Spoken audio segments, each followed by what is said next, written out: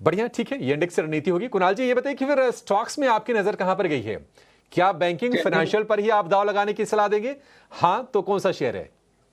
Ji, I think मेरी नज़र जहाँ तक है तो बैंक्स पे रहेगी। जैसे कि हमने डिस्कस किया कि बैंक्स में काफ़ी अच्छा मोमेंटम बिल्डअप रहेगा। सो मेरा जो पहला पिक रहेगा वो है federal bank. I think bank का निफ्टी जिस हिसाब से ब्रेकआउट देगा, सो मोमेंटम काफ़ी स्ट्रॉन्ग रहेगा और फेडरल बैंक ने ऑलरेडी हमें एक ब्रेकआउट दे चुका है टेक्निकल चार्ट्स पे वॉल्यूम्स के साथ।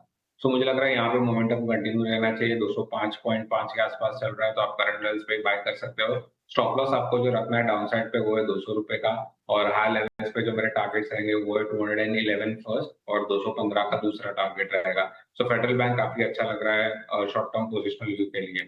सेकंड है वो है PSU banks. PSU banks as an index ने हमें ब्रेकआउट दे चुका है and follow up momentum clear cut दिखाई दे रहा है, तो यहाँ पे बुलिश व्यू कंटिन्यू रहेगा। और स्टॉक रहेगा एसबीआई, जो कि पीएसयू बैंक का हैवी वेट है। मुझे लग रहा है यहाँ पे भी एक अच्छी खासी अपसाइड दिख सकती है अगले 10 से 15 दिनों में। सो पोजिशनल बाय है, आप एसबीआई को बाय करें। स्टॉप लॉस आपको रखना रहेगा 790 का, जो कि उसका 28 डे मूविंग एवरेज है। और हाई लेवल्स पे मैं जो टारगेट देख रहा हूँ वो है 850 और 870 का। क्यों नहीं? ठीक है, तो दो बैंकिंग शेयर ही रडार पर। फेडरल बैंक 211 और 215 के टारगेट के लिए खरीदने की सलाह दे रहे हैं कुणाल जी आपको। और दिग्गज एसबीआई, इसमें आपके लिए जो टारगेट अब बन रहा है 850 870 की, 790 पर स्टॉप लॉस लगाना है यहाँ से 30 रुपए नीचे का। 30 रुपए 50 रुपए ऊपर का टारगेट है, तो रिस्क रिवॉर्ड रेशियो के लिहाज से भी ये ठीक दिख रहे हैं शेयर। ये बढ़िया है। एक बार जरा ये भी समझ लेते हैं कि आज जो पीएसयू बैंकों में तेजी हो रही है उसके पीछे की वजह क्या है। देखिए, आरबीआई की मॉनेटरी पॉलिसी कमेटी की बैठक 4 जून से शुरू हो जाएगी। 6 जून को दरों पर फैसला आएगा और इस बार भी दरें घटने की उम्मीद है। कितनी दरें घट सकती हैं और इस तेजी के पीछे की वजह क्या, जरा समझ लेते हैं। हमारे सहयोगी रविंदर हमारे साथ जुड़ गए हैं कुछ डेटा और कुछ रिसर्च लेकर। रविंदर, बताइए।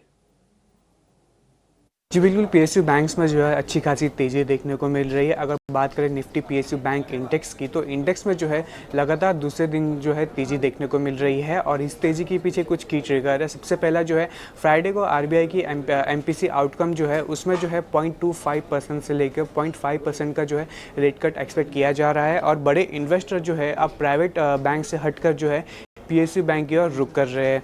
और जो मानसून है better than normal monsoon forecast और स्ट्रॉन्ग कंजम्पशन डिमांड के चलते भी जो है पीएसयू बैंक में अच्छी खासी तेज़ी देखने को मिल रही है। अगर बात करें वैल्यूएशन फ्रंट की, यहाँ पर जो पब्लिक सेक्टर बैंक्स के जो वैल्यूएशन है वो अभी भी काफ़ी अट्रैक्टिव है और जो डिपॉजिट रेट में रिडक्शन है वो मोर बेनिफिशियल है as compared to private banks. और आखिर में जो FY26 का जो निम्स आउटलुक है प्राइवेट पब्लिक सेक्टर बैंक का वो पॉजिटिव है, जिसके चलते ओवरऑल सभी पीएसयू बैंक्स में जो है आज अच्छी खासी तेज़ी देखने को मिल रही है।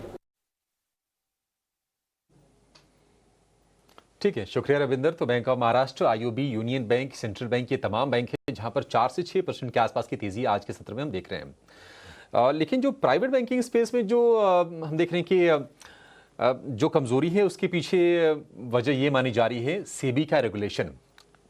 स्टॉक मार्केट का रेगुलेटर है सेबी, और सेबी के रेगुलेशन के तहत अब किसी भी नॉन बेंचमार्क इंडेक्स में एक शेयर का जो वेटेज होगा वो 20% से ज़्यादा नहीं होगा।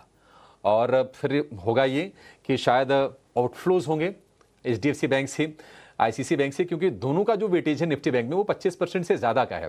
करीब 25% आईसीसी बैंक का है और 29% के आसपास एचडीएफसी बैंक का है और 25% आईसीसी बैंक का है।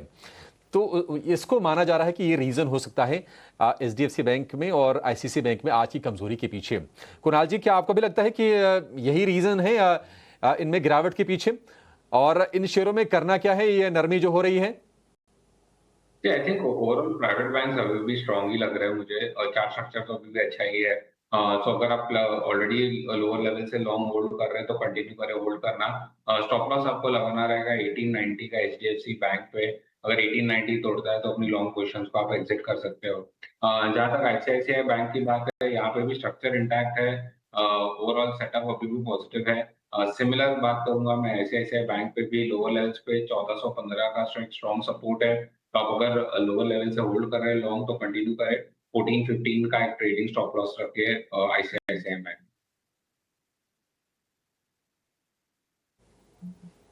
ठीक है, 1415 रुपए का स्टॉप लॉस होगा आईसीसी बैंक के लिए और 1890 रुपए का स्टॉप लॉस होगा एचडीएफसी बैंक के लिए। ये स्टॉप लॉसेस लगा के आप अपने पोजीशन को होल्ड करके रखें। आज और कहां पर तेजी हो रही है, जरा उन शेयरों की लिस्ट आप स्क्रीन पर लेकर आइए। सरकार बैंकों की तो हमने जिक्र कर लिया कि बैंक ऑफ महाराष्ट्र में तेजी हो रही है, बाकी सरकारी बैंकों में तेजी हो रही है।